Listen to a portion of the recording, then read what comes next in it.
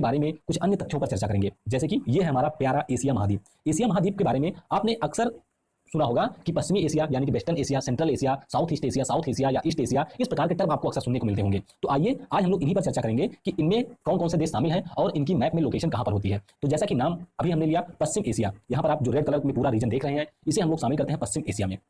पश्चिम Asia में अगर हम देशों की बात करें तो ये जो हमारा सबसे पश्चिम में देश है, ये हमारा कौन सा देश है?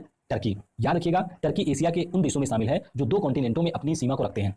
टर्की का कुछ हिस्सा आपको यहाँ पर यूरोप में भी मिलेगा, तो ये भी आपको याद रखना है। टर्की हो गया, यहीं पर इराक, ईरान, सीरिया, उसके अलावा ये जो पूरा अरब के द्वीप है, चाहे सऊदी अरेबिया की बात करें, यमन, ओमान, ये सब जो आपके हैं, ये हमारे आते हैं पश्चिमी एशिया में। मुख्य रूप से जो हमारे तेल उत्पादक देश हैं, उन्हें हम लोग रहते हैं पश्चिमी एशिया में, तो आपको ये याद रखना है। उसके बाद में पश्चिम एशिया के बाद में हम लोग ऊपर जाएंगे मध्य एशिया, जिसे हम लोग कहते हैं सेंट्रल एशिया। तो सेंट्रल एशिया में आपके जितने तान वाले देश हैं, वो आपको मिलेंगे सेंट्रल एशिया यानी कि मध्य एशिया में, जैसे कि कजाकिस्तान, तुर्कमेनिस्तान, तुर्किस्तान।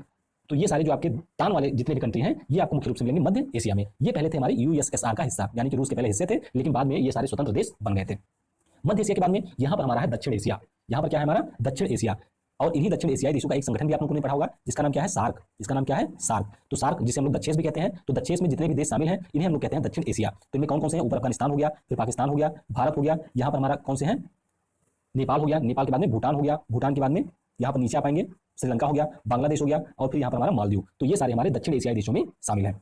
उसके बाद में दक्षिण एशिया के बाद में आप सुनते होंगे पूर्वी एशिया के बारे में। किसके बारे में? पूर्वी एशिया के बारे में। तो पूर्वी एशिया की अगर हम बात करें तो इसमें हमारा एक तो सबसे बड़ा कंट्री जिसे हम लोग चाइना कहते हैं, चीन शामिल है। इसके ऊपर आपको मंगोलिया दिखेगा। मंगोलिया के बाद में ये पूरा जापान का जो क्षेत्र है, ये भी हमारा आता है पूर्वी एशिया में। उसके अलावा यहाँ पर जो कंट्री है कोरियन पेनिनसुला में, उत्तर कोरिया और दक्षिण कोरिया, इन्हें भी हम लोग पूर्वी एशिया के अंतर्गत रखते हैं। और फाइनली एक जो हमारा लास्ट में है, उसे हम लोग कहते हैं south east Asia. South east Asia, और इन्हें आप लोग आसियान देश भी कहते हैं। तो यहाँ पर कुल मिलाकर के 10 देश हैं, और इन 10 देशों के बारे में आपको पता होना चाहिए।